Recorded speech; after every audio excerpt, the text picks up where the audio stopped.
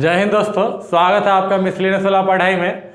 तो आज हम आप लोग के लिए एकदम नया टॉपिक लाए हैं जो बच्चे 11th क्लास में पढ़ रहे हैं उनके लिए, और जो बच्चे IIT नीट देंगे उन लोगों के लिए बहुत ही इम्पॉर्टेंट है, बहुत ही इजी है, और यहाँ से 3-4 क्वेश्चन तो आता ही आता है एग्जामिनेशन में। तो आज का जो हमारा टॉपिक है, जो हम इसको स्टार्ट कर रहे हैं, वो हमारा यूनिट है, बड़ा यूनिट है, उसका नाम है हीट एंड थर्मोडायनेमिक्स। ठीक है, आप लोग जानते हैं हीट एंड थर्मोडायनेमिक्स, ये आपका मैकेनिक्स से थोड़ा सा अलग कॉन्सेप्ट है। ठीक है, इजी है, आसानी से समझ जाइएगा, रेगुलर आप प्रैक्टिस करते रहिएगा। आप जो भी प्रैक्टिस हो सीट रहेगा उसको आप करिएगा, जो भी बुक्स आपके पास होगा वो करिएगा। ठीक है, तो मैं आज जो है ये चैप्टर स्टार्ट करने जा रहा हूँ। ठीक है, तो सबसे पहले जो है हमारा इसको हम क्या करेंगे, दो पार्ट्स में डिवाइड करके पढ़ेंगे। पहला होगा थर्मल प्रॉपर्टीज ऑफ मैटर और दूसरा होगा थर्मोडायनेमिक्स। ठीक है,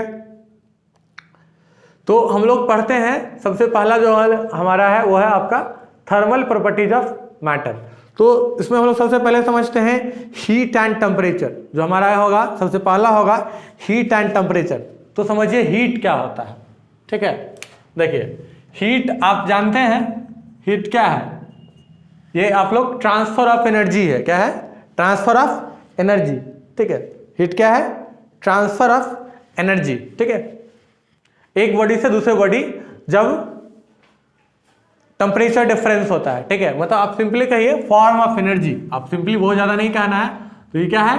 फॉर्म ऑफ एनर्जी है, एनर्जी का फॉर्म, एनर्जी का वो फॉर्म जब एक बॉडी से दूसरे बॉडी में ट्रांसफर होगा जब टेम्परेचर का डिफरेंस होगा। ठीक है, हीट क्या है? एनर्जी का फॉर्म है जो आपका ट्रांसफर होगा एक बॉडी से दूसरे बॉडी में जब दोनों बॉडी के बीच में टेम्परेचर डिफरेंस होगा। ठीक है, अगर हम यूनिट का बात करेंगे तो यूनिट जो होगा इसका, यूनिट ऑफ हीट जो होगा वो आपका क्या होता है? ऐसा यूनिट का बात करते हैं हम लोग, जूल होता है। क्या होता है? जूल। ठीक है, अच्छा जूल एनर्जी का फॉर्म, एनर्जी का यूनिट होता है। अच्छा, वर्क का यूनिट कहेंगे, वर्क का यूनिट क्या होता है? यूनिट ऑफ वर्क जो होता है, यूनिट ऑफ वर्क भी आपका क्या होता है? जूल ही होता है। क्या होता है? जूल। वर्क का जो हम बात करते हैं वो भी आपका क्या होता है? जूल ही होता है। अब जरा सोचिए कि हीट का भी आपका यूनिट क्या है? जूल है, और वर्क का भी क्या है? जूल है। तो फिर दोनों में डिफरेंस क्या है? दोनों में डिफरेंस क्या है? तो देखिए आप लोग वर्क पढ़े थे, वर्क क्या है? वर्क में भी एनर्जी का ही ट्रांसफर है, यह है मैकेनिकल वे। क्या है? मैकेनिकल वे। मैं यहां पे लिखता हूं, है ना, इसको कहेंगे mechanical way, mechanical way of transfer of energy, way of transfer of energy, transfer of energy, energy का मैकेनिकल वे है। ठीक है, ये क्या है? Mechanical way of transfer of energy. अब हीट का बात करेंगे तो heat is the non mechanical way, heat is the non mechanical way, non mechanical way of transfer of energy, of energy, energy का ट्रांसफर नॉन मैकेनिकल वे में क्या होगा? Non mechanical वे क्या होता है? मैकेनिकल वे क्या होता है? मैकेनिकल वे में हम बॉडी को पुश करते हैं, उस बॉडी में डिस्प्लेसमेंट होता है और एक जगह से दूसरी जगह डिस्प्लेस करके जाता है। लेकिन नॉन मैकेनिकल में ऐसा कुछ नहीं होता है, नॉन मैकेनिकल में ऐसा कुछ नहीं होता है। नॉन मैकेनिकल को समझने के लिए हम लोग थोड़ा सा समझते हैं। देखिए मान लेते हैं कि ये कोई बॉडी है, मान लेते हैं ये बॉडी है ए, ठीक है, और एक और बॉडी है, ये बॉडी है बी। ठीक है, मान लेते हैं इसका टेम्परेचर है, मान लेते हैं 50 डिग्री सेल्सियस, इसका मान लेते हैं 20 डिग्री सेल्सियस। ठीक है, एक बॉडी ये है, दूसरा बॉडी ये है, इसका टेम्परेचर मान लेते हैं 50 डिग्री है, इसका क्या है? 20 डिग्री है। अब जानते हैं जब टेम्परेचर उसका हाई है तो क्या होगा? उसके अंदर जो मॉलिक्यूल्स होंगे उसका क्या होगा? वाइब्रेशन ज़्यादा होगा। मतलब कह सकते हैं कि इसमें, कह सकते हैं क्या होगा भी कि इसमें जो भी पार्टिकल्स उसका क्या होगा? मोशन बहुत ज़्यादा जल्दी हो रहा होगा, इस तरह हो रहा होगा। ठीक है, इसमें थोड़ा सा क्या होगा? थोड़ा स्लो होगा। क्या होगा? स्लो होगा। ठीक है, यानी कि जो बॉडी ए है उसका जो मॉलिक्यूल्स होगा वो जल्दी जल्दी वाइब्रेट कर रहा होगा, और बॉडी बी का थोड़ा धीरे धीरे स्लो, मतलब थोड़ा इससे स्लो वाइब्रेट हो रहा होगा, ठीक है। अगर आप इसको आप मान लेते हैं कि आप जोड़ देते हैं किसी भी तरह से, ठीक है, तो क्या होगा कि इस बॉडी का टेम्परेचर फॉल करेगा, इसका क्या होता है, राइज करता है, मतलब इसका एनर्जी क्या हो जाएगा, बढ़ जाएगा, और थोड़ा इसका क्या होगा, घटेगा। तो देखिए इसमें एनर्जी कम था, अब क्या हो गया, थोड़ा बढ़ गया, इसमें थोड़ा एनर्जी क्या हो गया, कम हो। यानी कि क्या कह सकते हैं कि इस बॉडी से इस बॉडी में एनर्जी का क्या हुआ, ट्रांसफर हुआ, इस बॉडी से इस बॉडी एनर्जी का क्या हुआ, हाँ, इसके पार्टिकल्स ट्रांसफर नहीं हुए, ये ध्यान रखिएगा, इसके पार्टिकल्स ट्रांसफर नहीं हुआ है, ये एनर्जी का ट्रांसफर हुआ है। तो एनर्जी का ट्रांसफर क्या हो रहा है, टेम्परेचर डिफरेंस के कारण हो रहा है। यानी कह सकते हैं heat is a form of energy which is transfer due to temperature difference. क्या कह सकते हैं, है ना, टेम्परेचर डिफरेंस के कारण, है ना, मतलब हीट का ट्रांसफर होगा डिफरेंस इन टेम्परेचर, टेम्परेचर के डिफरेंस से हीट का ट्रांसफर हो रहा है।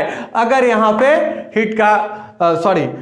पे टेम्परेचर का डिफरेंस नहीं होता तो हीट का ट्रांसफर नहीं होता, मतलब अगर ये 50 है भी 50 है तो कोई हीट का ट्रांसफर नहीं होगा। तो कह सकते हैं कि हीट का ट्रांसफर तभी होगा जब दो बॉडी के बीच में टेम्परेचर का डिफरेंस होगा, ठीक है, जब दो बॉडी के बीच में टेम्परेचर का डिफरेंस होगा। तो ये हीट के बारे में बेसिक बातें थे। और भी हीट का बहुत सारा यूनिट होता है, कैलोरी आप लोग जानते होंगे, कैलोरी होता है ना। Another unit of heat is calorie, बहुत सारा हम लोग जनरली कैलोरी में लिखा रहता है, ठीक है। जूल तो हम लोग जानते हैं, सीजीएस यूनिट अर्ग होता है, ये सब आपका यूनिट है, मेन हमको जूल का ही रहेगा, ठीक है। और उसमें एक रिलेशन भी हो रहता है, another unit of heat energy जो होता है कैलोरी होता है, और एक जूल होता है वो 4.18 कैलोरी के बराबर होता है इसमें, है ना। अनदर यूनिट ऑफ हीट जो होता है ना, अनदर यूनिट ऑफ एनर्जी कह सकते हैं, another unit of heat energy जो जनरली हम लोग यूज करते हैं, हीट एनर्जी, वो आपका होता है कैलोरी। और एक याद रखिए, एक जूल में जो होता है आपका 4.18 कैलोरी होता है, ठीक है, ये आप याद रखिएगा। वैसे सवाल रहेगा तो आपको दे देगा, मेनली ऐसा यूनिट होता है जूल। हमने हीट समझा, हीट क्या है, non mechanical way of transfer of energy, और वर्क क्या होता है, mechanical way of transfer of energy, मतलब वहां पे बॉडी में डिस्प्लेसमेंट वगैरह होता है, ठीक है, कोई दिक्कत। चलिए तो पहले इसको आप लोग बढ़िया से लिख लीजिए। चलिए दोस्तों, तो हम लोग डिफाइन करते हैं सबसे पहले टेम्परेचर को।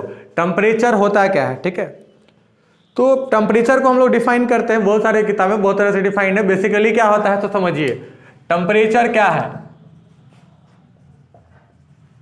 टेम्परेचर जो आप लोग जानते हैं डिग्री ऑफ हॉटनेस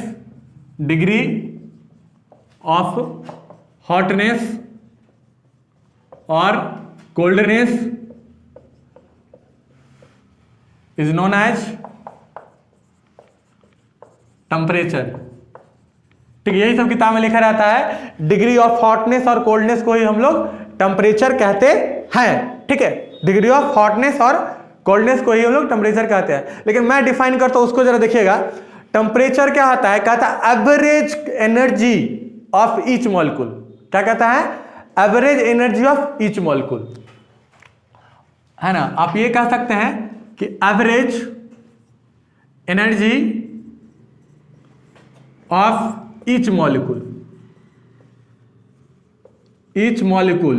ठीक है। कहता है ये एक्चुअली क्या एवरेज एनर्जी है ईच मॉलिक्यूल का, उसी को हम लोग क्या कहते हैं, टेम्परेचर। क्या कहते हैं, टेम्परेचर, ठीक है। वैसे सिंपल आप याद रखिए, डिग्री ऑफ हॉटनेस और कोल्डनेस को हम लोग क्या कहते हैं, टेम्परेचर कहते हैं। टेम्परेचर का हम लोग कैसे मेजर करते हैं, उसके लिए अलग अलग स्केल है, तो हम लोग स्केल पढ़ेंगे। क्या पढ़ेंगे, स्केल, ठीक है। चलिए तो हम लोग पढ़ते हैं स्केल, और कोई भी स्केल कैसे बनाया जाता है वो हम लोग देखते हैं, ठीक है। कोई भी स्केल कैसे बनाया जाता है वो हम लोग देखते हैं, कैसे स्केल बनाया। देखिए स्केल बनाने का तरीका क्या है, आप भी बना लीजिए अपना स्केल, उसका आप अपना नाम रख दीजिए, कोई दिक्कत नहीं है। लेकिन कुछ लोग बनाए थे, उनके बारे में हम बात करेंगे, ठीक है। तो कहता है एक चीज और हम लोग इसमें डिफाइन करते हैं, थर्मोमेट्री। क्या डिफाइन करते हैं, थर्मोमेट्री। थर्मोमेट्री क्या होता है, कहता है कि फिजिक्स का वो ब्रांच जिसमें हीट का मेजर होता है ना, फिजिक्स का वो ब्रांच जिसमें हीट का मेजर होता है उसको हम लोग थर्मोमेट्री कहते हैं। क्या कहते हैं? थर्मोमेट्री। थर्मोमेट्री है ना। थर्मोमेट्री मतलब क्या? मतलब फिजिक्स के वो ब्रांच जिसमें हम लोग क्या करते हैं? मेजर करते हैं हीट का, मतलब टेम्परेचर का कहिए ज्यादा अच्छा रहेगा, ठीक है। हीट मेजर होता है टेम्परेचर में, है ना। मतलब मेजर ऑफ टेम्परेचर, थर्मोमेट्री है ना, मेजर ऑफ टेम्परेचर। और जो हीट होता है उसको कैलोरीमेट्री कहते हैं। क्या कहते हैं? कैलोरीमेट्री, ठीक है ना। मेजर ऑफ टेम्परेचर को हम लोग थर्मोमेट्री कहते हैं। मेजर ऑफ टेम्परेचर को हम लोग थर्मोमेट्री कहते हैं, ठीक है। तो इसके लोग स्केल पढ़ते हैं। क्या पढ़ते हैं? स्केल। कौन कौन स्केल है आप सुने होंगे? कौन कौन स्केल होते हैं? एक होता है सेल्सियस स्केल, एक होता है फ़ारेनहाइट, एक होता है केल्विन। ये तीनों कॉमन है, ठीक है। तो स्केल कैसे बनाया जाता है, ठीक है। तो स्केल बनाने के लिए जनरली जो भी साइंटिस्ट थे उन्होंने बनाया, उसमें क्या किया था? वाटर को लेके किया कि वाटर का जो आइस पॉइंट क्या होता है और वाटर का स्टीम पॉइंट क्या होता है, ठीक है। वाटर का आइस पॉइंट, ठीक है। देखिए यहां पे लिखते हैं स्टीम पॉइंट, स्टीम पॉइंट, और एक होता है आइस पॉइंट। किसका? वाटर का। स्टीम पॉइंट और आइस पॉइंट ऑफ वाटर, ठीक है। या फिर इसको बॉइलिंग पॉइंट भी कह सकते हैं ऑफ वाटर, और यहां पे क्या आता है? Ice point of water. चलिए देखिए, तो अगर हम इसको सेल्सियस में लेते हैं तो 0 डिग्री सेल्सियस होता है, 0 डिग्री सेल्सियस होता है आपका आइस पॉइंट, और 100 डिग्री सेल्सियस क्या होता है आपका? स्टीम पॉइंट या फिर बॉइलिंग पॉइंट कह दीजिए। फ़ारेनहाइट में लेते हैं तो 32 फ़ारेनहाइट होता है आपका, 32 डिग्री फ़ारेनहाइट होता है आपका क्या? आइस पॉइंट, और 212 डिग्री फ़ारेनहाइट होता है आपका स्टीम पॉइंट। केल्विन में लेंगे तो केल्विन में आपका होता है, केल्विन में होता है 273.15 केल्विन होता है आपका आइस पॉइंट, और 373.15 केल्विन क्या होता है आपका? स्टीम पॉइंट, ठीक है। तो इसी को लेके स्केल बनाया गया, ठीक है, कि सेल्सियस नहीं बनाया कि 0 डिग्री पे, जो मतलब सेल्सियस आप जब बनाए तो बोले, है ना, सेल्सियस साहब ने जब स्केल बनाया तो उन्होंने 0 डिग्री को आइस पॉइंट लिया और 100 डिग्री को स्टीम पॉइंट लिया। जब फ़ारेनहाइट साहब ने फ़ारेनहाइट स्केल उन्होंने जब बनाया तो 32 डिग्री फ़ारेनहाइट को उन्होंने आइस पॉइंट रखा और 212 डिग्री फ़ारेनहाइट को स्टीम पॉइंट रखा। फिर केल्विन साहब ने बनाए, जिनका पूरा नाम था लॉर्ड केल्विन, बहुत अच्छा था नाम। उन्होंने 273.15 केल्विन को रखा उन्होंने आइस पॉइंट, और 373.15 केल्विन को रखा उन्होंने क्या? स्टीम पॉइंट, ठीक है। तो इस तरह से स्केल बनाया गया, ठीक है। तो एक्चुअली में हम इस समय रिलेशन देखते हैं, रिलेशन कैसे आएगा, ठीक है। चलिए, तो रिलेशन मैं यहां पे बता रहा हूं, देखिए रिलेशन हम दो में रिलेशन निकालते हैं। मान लेते हैं सेल्सियस में और फ़ारेनहाइट में। किस में लेते हैं? सेल्सियस में और फ़ारेनहाइट में, ठीक है। तो देखिए जरा देखिए कि 0 डिग्री, जो 0 डिग्री फ़ारेनहाइट है, जो डिग्री फ़ारेनहाइट है वो मतलब इधर हम ले लेते हैं, मान लेते हैं आपका क्या? सेल्सियस वाला स्केल, इधर लेते हैं फ़ारेनहाइट वाला। कौन वाला? फ़ारेनहाइट वाला। क्या है तो देखिए, क्या है सो आप देखिए, देखिए जब सेल्सियस में 0 डिग्री है तो फ़ारेनहाइट में कितना है? 32 डिग्री है, ठीक है ना। यहाँ देख रहे हैं वहां से। उसके बाद देखिए जब क्या सेल्सियस में 100 हो रहा है, सेल्सियस में क्या हो रहा है? 100 हो रहा है सेल्सियस में। मान लीजिए यहाँ पे 100 हो रहा है, सेल्सियस में 100 हो रहा है, तो फ़ारेनहाइट में कितना हो रहा है? 212। कितना हो रहा है? 212। यहाँ पे मान लेते हैं ये आपका है 212, ठीक है। चलिए इसको ऐसे स्ट्रेट लाइन दिखाइए इस तरह करके, ठीक है। इसको ज्वाइन करिए,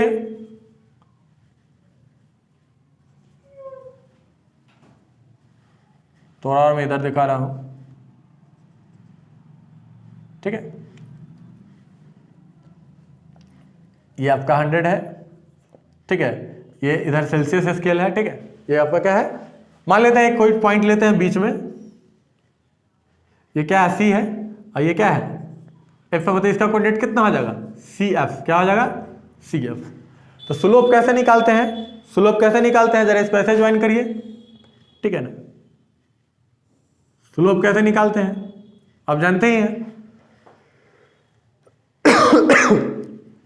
सो देखिए क्या करेंगे, f माइनस क्या हो जाएगा, f माइनस 32, f माइनस 32 देख रहे हैं ना, f है, इसका मिनिमम कितना है 32 है, डिवाइड कितना है 212, माइनस कितना कर देंगे, माइनस कर देंगे 32, इधर क्या हो जाएगा, c माइनस कितना होता है उसका 0, कितना हो जाएगा c माइनस 0, और डिवाइड क्या कर देंगे 100 माइनस कितना 0, 100 माइनस 0 कितना हो जाएगा 100 माइनस 0। जरा इसको सॉल्व करिए तो क्या आएगा, देखिए यहाँ पे लिख रहा हूं मैं, कहाँ लिखो चलिए यहाँ लिखते हैं, यहाँ ठीक है। तो क्या आ जाएगा f माइनस 32 डिवाइड, जरा देखिए भाई क्या होगा, नीचे घटाइए 212 में 32 घटाइए, 2 में 2 गया 0, और फिर कितना हो गया 11, 8 3 11, यानी कितना आ जाएगा 180। इधर कितना आ जाएगा c बाई 100, क्या आ जाएगा c बाई 100। चलिए भाई 0 0 कटा दीजिए, कट क्या आया, f minus 32 by 18 equal to कितना c बाई 10, कटा दीजिए फिर 2 से, इधर कितना हो जाएगा 5, इधर कितना हो जाएगा 9, कितना हो जाएगा 9, यानी क्या लिखेंगे f minus 32 by 9 equal to कितना c by 5।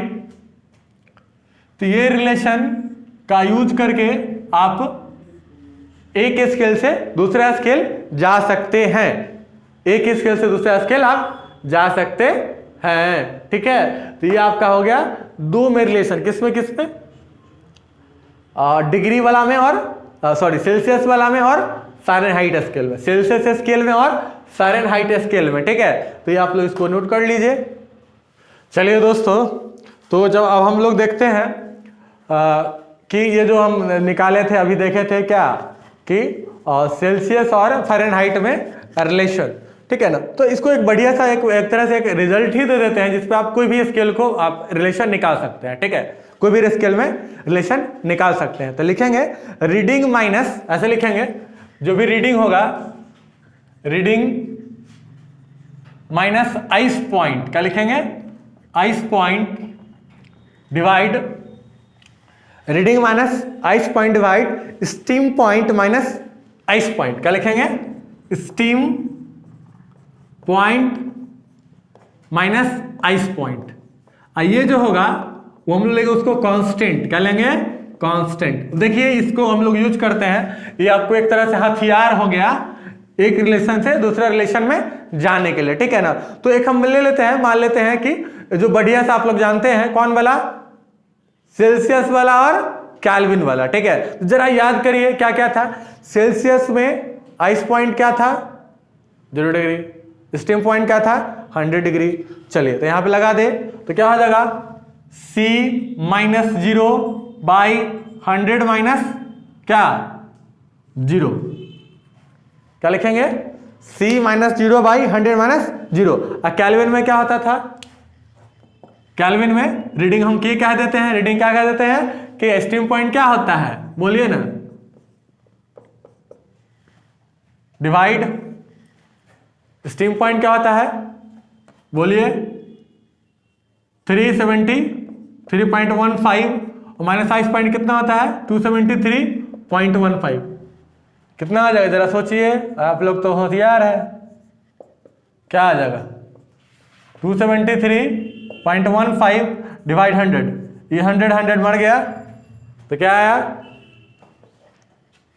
c equal to k minus 273.15, यानी कि इसको इधर उधर करिए तो क्या आएगा k equal to c plus 273.15, ठीक है। अरे आ गया ये तो आप पढ़े थे कि जो केल्विन होता है वो क्या होता है c प्लस कितना 273, आप लोग याद भी किए होंगे कि 0 degree Celsius equal to 273 kelvin पढ़े थे, वहां मिल गया। तो ये आपका बहुत बड़ा हथियार है, इसका यूज कर सकते हैं, ठीक है। अब जरा सोचिए कि इसी को हम फ़ारेनहाइट में कहते हैं, क्या कह देते हैं, तो मैं यहाँ पे लिख रहा हूँ फ़ारेनहाइट में क्या होता है, रीडिंग एफ ले लेते हैं, रीडिंग क्या लेते हैं एफ, आइस पॉइंट कितना होता है 32 और नीचे कितना हो जाएगा, स्टीम पॉइंट कितना होता है 212, आइए कितना हो जाएगा 32, 212 माइनस 32, ठीक है। तो इसको घटा दीजिएगा तो कितना आ जाएगा आपका, कर लीजिए इसको, कितना 180, यानी क्या हो जाएगा f minus 32 by 180 equal to c by 100 equal to कितना, वही k माइनस 273.15 बाई कितना 100। तो ये भी आप याद रख सकते हैं, ठीक है। तो ये आपका स्केल था, ठीक है। तो मैं एक छोटा सा सवाल देता हूं, आप इसको नोट कर लीजिए। चलिए दोस्तों, तो एक और सवाल हम लोग लेते हैं। ये आपका कहता है कि for a Réaumur scale ice point is 0 degree R and steam point is, sorry stream नहीं, स्टीम होता है,